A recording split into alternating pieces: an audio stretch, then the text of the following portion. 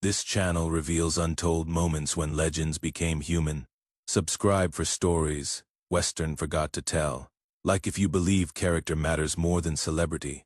Have you ever witnessed someone's quick thinking save a life? If you are ready, let me begin.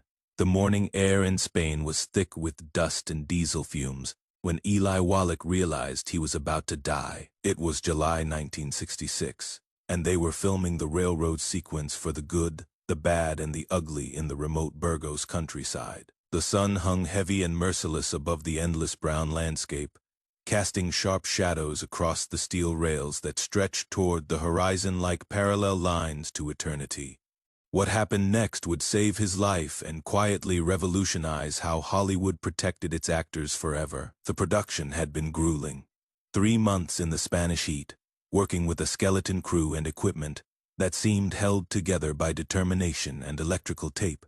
Leone's vision required authenticity at any cost, and that cost was becoming clear to everyone involved. The Italian director had already pushed his actors through scorching desert scenes, explosive sequences with real dynamite, and gunfights choreographed so precisely that blanks fired inches from faces. But this railroad sequence was different. This was the kind of stunt that separated the reckless from the professional, the lucky from the dead. Wallach had been playing Tuco for months now. His third collaboration with Leone after a fistful of dollars and for a few dollars more. He'd grown comfortable with the character's manic energy, his desperate resourcefulness, his ability to survive impossible situations through sheer audacity. The role demanded physical commitment that went beyond traditional acting, and Wallach, trained at the prestigious Actors Studio in New York, had embraced every dangerous moment. Too comfortable, perhaps. Too willing to trust that someone else was managing the details while he focused on the performance. The scene called for Tuco to lie on railroad tracks while a massive freight train thundered overhead, missing him by mere inches. It was practical effects at their most dangerous, the kind of sequence that would be impossible under modern safety standards. No stunt doubles, no miniatures, no camera tricks, just Eli Wallach and several hundred tons of steel moving at full speed. Leone wanted the shot to be absolutely real. He'd spent weeks negotiating with Spanish railroad officials, convincing them to allow a freight train to maintain full speed through the filming location. The station master, a weathered man named Rodriguez who'd worked the rails for 30 years, had been horrified by the request. "This is madness," Rodriguez had told Leone's assistant director, gesturing emphatically at the proposed setup. "One small movement, one moment of panic, and your actor is dead. Not injured. Dead. I've seen what trains do to human bodies. It is not something you recover from." But Leone was insistent, speaking through his translator with the passionate intensity that had driven him through 3 revolutionary westerns. This scene would be the climax of Tuco's desperate escape sequence, and it had to feel authentic. The audience needed to believe that Tuco's life was genuinely in danger, that his survival was a matter of split-second timing rather than movie magic. "The camera will know if it is fake," Leone explained to his reluctant crew. "The audience will know. We've built 3 films on making the impossible feel real. This is no different." Wallach approached the stunt with the professional confidence of someone who'd performed dangerous scenes before. He'd done his own fights, handled real weapons, even performed some of his own horsework despite having limited riding experience before the trilogy. He trusted Leone's crew, believed in their planning, and understood that great cinema sometimes required genuine risk. During rehearsals without the train, everything seemed manageable. The positioning was straightforward. Lie flat between the rails, arms at his sides, face down against the wooden ties. Stay perfectly still until the locomotive completely passed, then remain motionless until the final freight car cleared his position. The crew would signal when it was safe to move. But rehearsals couldn't replicate the reality of a freight train moving at full speed. The train was scheduled to arrive at exactly 2:47 p.m., when the light would be perfect for Leone's cameras. The locomotive was a massive Spanish freight engine, painted industrial black with white trim, pulling a long line of cargo cars loaded with steel and machinery. Its engineer, a taciturn professional named Vasquez, had been briefed on the precise speed and timing required for the shot. The crew positioned their cameras at supposedly safe distances while Wallach took his position between the steel rails. The metal was already hot from the midday sun, radiating heat that made the air shimmer above the tracks. Leone stood behind his primary camera, his intense focus completely absorbed by the viewfinder as he made final adjustments to the frame. The sound engineer, a nervous Italian named Moretti, had constructed a makeshift bunker of sandbags and equipment cases to protect his recording gear from the train's vibrations. He crouched inside this shelter, wearing heavy headphones and monitoring levels on equipment that would capture every terrifying second of the locomotive's passage. Clint Eastwood wasn't scheduled for this particular shot. His character, Blondie, wouldn't appear until the following scene, where he would discover Tuco's escape route and begin his pursuit. Clint was sitting in what little shade could be found near the craft services table, a folding chair positioned under a canvas awning, quietly reviewing his lines for the afternoon's work. But Clint had developed a habit over his years in the film industry, a practice that had served him well through countless productions. He watched everything. Even when he wasn't actively involved in a scene, he observed the crew's preparation, the equipment setup, the coordination between departments. It was partly professional curiosity and partly self-preservation.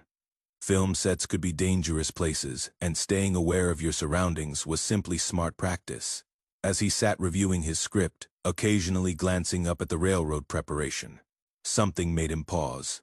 A detail that seemed wrong, though he couldn't immediately identify what was bothering him. Wallach was lying between the tracks exactly as they'd rehearsed, but his positioning looked different somehow.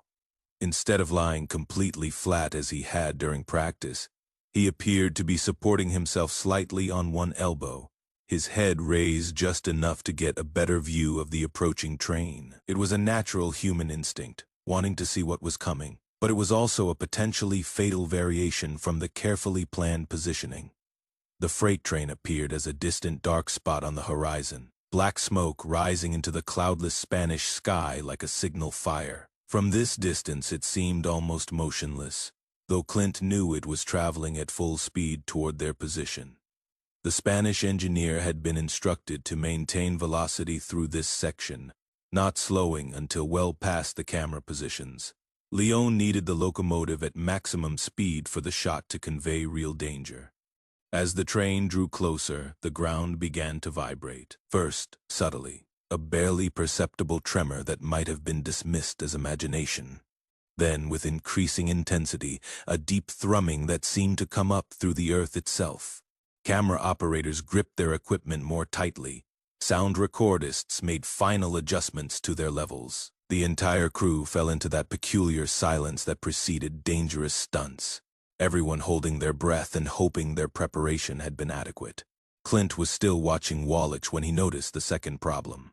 The vibrations from the approaching train were causing loose gravel and debris to shift along the tracks. Small rocks that had been stable during the morning setup were now moving, rolling down the gentle slope of the rail toward the center line where the rails met. Some of that debris was sliding directly toward the space where Wallach lay. Most people would have assumed the crew had accounted for this. After all, this was a professional film production with experienced coordinators and safety personnel. Surely someone had noticed the potential danger of shifting debris. Surely someone had calculated the effects of ground vibration on an actor lying between railroad tracks. But Clint had worked on enough film sets, had seen enough near disasters and actual accidents, to know that assumptions could kill. He'd learned to trust his instincts over other people's planning, especially when lives were at stake.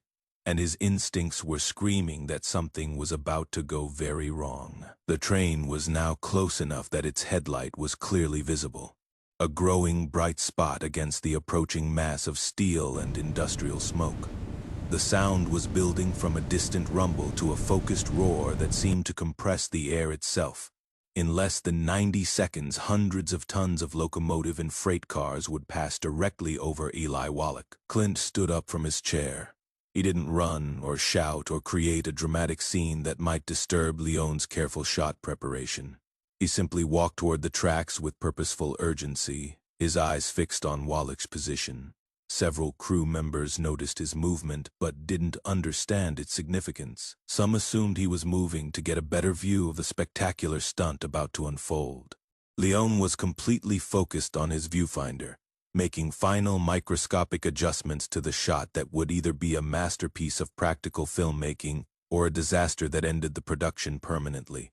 The train engineer was maintaining speed exactly as instructed, unaware of any problems. Wallach was lying between the rails, adrenaline building as the locomotive approached, trusting that everyone around him knew what they were doing. And Clint was walking steadily toward what he increasingly believed was about to become a preventable tragedy. The problem wasn't just the shifting debris, though that was dangerous enough. As he got closer to Wallach's position, Clint realized something else. The train's approach was creating more ground vibration than anyone had anticipated. The entire railbed was shaking with increasing intensity, and Wallach, trying to steady himself against the movement, had unconsciously raised his head and shoulders, even higher than Clint had initially noticed. If the train passed over him now, at that height, with that positioning, the clearance would be insufficient. The result would be catastrophic, and it would happen in front of multiple cameras, while Leone's crew recorded every horrible second. Clint reached the edge of the track area, just as the train became unmistakably visible to everyone on set. The locomotive was massive, an industrial monster of black steel and white trim, traveling at full speed across the Spanish countryside. Smoke poured from its stack, and the sound of its approach had grown from a rumble to a roar that dominated everything else. The crew had fallen completely silent except for the cameras, which continued rolling, capturing what they believed would be a spectacular piece of practical stunt work.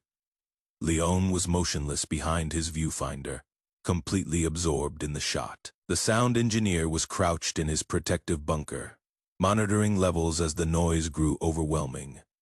What happened next took less than 5 seconds, but those 5 seconds changed everything. Clint didn't hesitate or second-guess his assessment of the danger. He stepped directly onto the tracks, moving toward Wallach's position with calm urgency. The train was perhaps 40 seconds away now, close enough that its approach was unmistakable to everyone on set, but far enough that there was still time to act if someone was willing to take responsibility.